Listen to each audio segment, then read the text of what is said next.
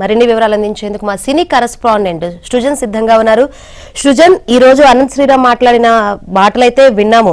కల్కి చిత్రంలో కర్ణుడి పాత్రకు సంబంధించి ఆయన అభ్యంతరం వ్యక్తం చేశారు. గతంలో కూడా సినిమాల్లో పురాణాల ప్రస్తావన వచ్చినప్పుడు వాటి మార్పులపై, దేవుళ్ళని కించపరిచే దానిపై చాలా వివాదాలు నెలకొన్నాయి. సో ఈ రోజు అనంత్ శ్రీరామ్ మాట్లాడిన మాటలపై ఎటువంటి చర్చ జరుగుతుంది?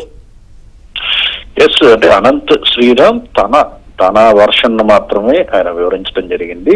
ప్రధానంగా ఆయన కల్కి సినిమాని పేరు చెప్పి మరి ఆయన తన విమర్శలు చేయటం అనేది పూర్తిగా వ్యక్తిగతం. ఎందుకంటే కల్కి సినిమాకి సంబంధించి ఈ సినిమాలో కర్ణుడి యొక్క పాత్ర ఎలివేషన్ అనేది అది కేవలం సినిమాని ఒక ఫ్యాంటసీ లాగా కూడా క్రియేట్ చేసి, ఫ్యాంటసీ పాత్రలను క్రియేట్ చేసి దాన్ని పురాణాలకిను టెక్నాలజీకి లింక్ చేసి కల్కి సినిమాను తీసామనే విషయాన్ని తొలి నుంచి కూడా చిత్ర నిర్మాతలు గాని, చిత్ర టీం గాని ఇదే విషయాన్ని ప్రస్తావించారు. తామేమి మహాభారతాన్ని పూర్తి స్థాయిలో తీసామని చెప్పేసి చెప్పింది లేదు. వాటిని అనుకరణ చేసుకుని, వాటిని స్ఫూర్తిగా తీసుకుని పాత్రలను క్రియేట్ చేసి టెక్నాలజీకి అనుగుణంగా కొన్ని మార్పులను భవిష్యత్తును, అలాగే గతంలో జరిగిన పురాణాలు వీటన్నిటి కూడా లింక్ చేసి తమదైన కథను క్రియేట్ చేశామనే విషయాన్ని కూడా చిత్ర టీం ప్రకటించడం జరిగింది. సో అదే వాళ్ళు సినిమాని చిత్ర తెర మీద కూడా ఆవిష్కరించడం జరిగింది.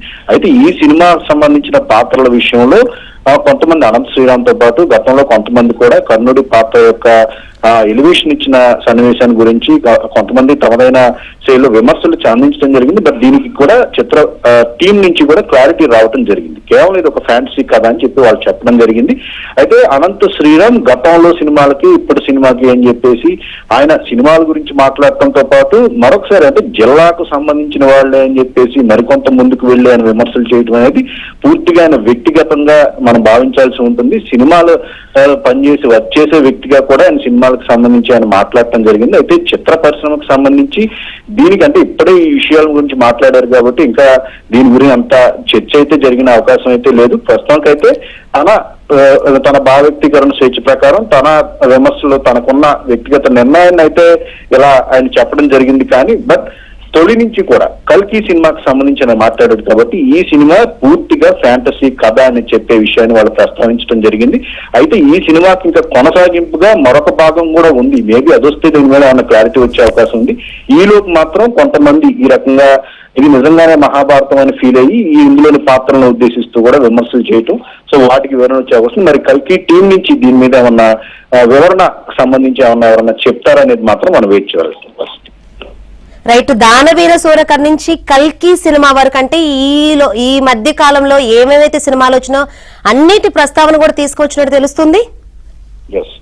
అంటే అనంత్ శ్రీరామ్ సినిమాకు సంబంధించిన వ్యక్తిగా కొన్ని వాటికి సంబంధించిన విషయాలను ప్రస్తావిస్తూ చెప్తూ వచ్చారు. కానీ బట్ అంటే గత సినిమాలకు సంబంధించి ఆయన చెప్పిన సినిమాలన్నీ కూడా పాత్రల పరంగా కూడా అందులో నటీనటులు కానీ ఆ సినిమాలకు సంబంధించి ప్రేక్షకాదరణ పొందాయి. వాటిని సినిమా అంటేనే ఫ్యాంటసీ, ఇదే విషయాన్ని ప్రస్తుతం ఎవరైనా కూడా ప్రస్తావిస్తూ ఉంటారు.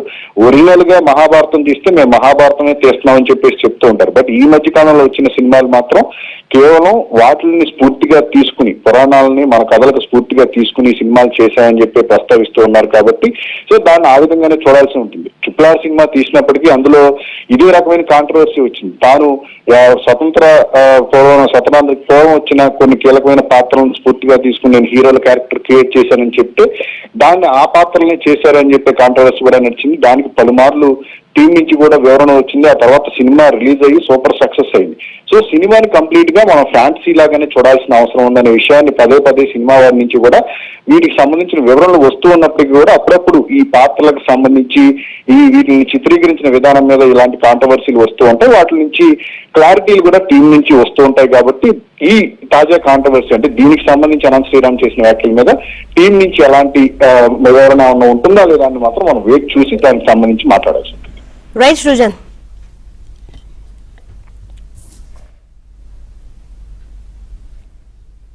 కొన్ని సంవత్సరాల ముందు వచ్చిన చిత్రాల నుంచి నిన్న మొన్న విడుదలైన కల్కి చిత్రం వరకు కూడా కర్ణుడికి పాత్రకి అనవసరంగా ఆపాదించిన గొప్పతనాన్ని చూసి ఒక సినిమా రంగానికి చెందిన వ్యక్తిగా నేను సిగ్గుపడుతున్నాను, నిర్మోహమాటంగా చెప్తున్నాను.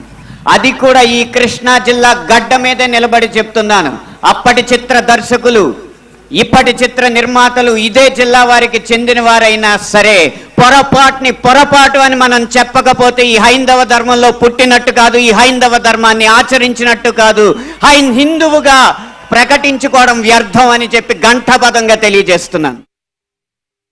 కొన్ని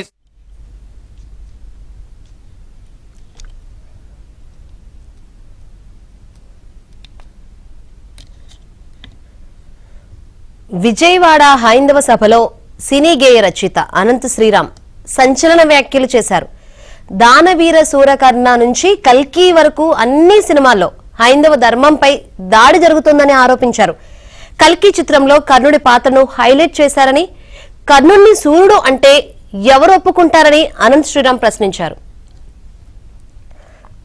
ముందొచ్చిన చిత్రాల నుంచి నిన్న మొన్న విడుదలైన కల్కి చిత్రం వరకు కూడా కర్ణుడికి పాత్రకి అనవసరంగా ఆపాదించిన గొప్పతనాన్ని చూసి ఒక సినిమా రంగానికి చెందిన వ్యక్తిగా నేను సిగ్గుపడుతున్నాను, నిర్మోహమాటంగా చెప్తున్నాను.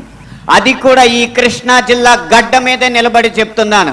అప్పటి చిత్ర దర్శకులు ఇప్పటి చిత్ర నిర్మాతలు ఇదే జిల్లా వారికి చెందిన వారైనా సరే పొరపాటు అని మనం చెప్పకపోతే ఈ హైందవ ధర్మంలో పుట్టినట్టు కాదు, ఈ హైందవ ధర్మాన్ని ఆచరించినట్టు కాదు, హిందువుగా ప్రకటించుకోవడం వ్యర్థం అని చెప్పి ఘంటాపథంగా తెలియజేస్తున్నాను.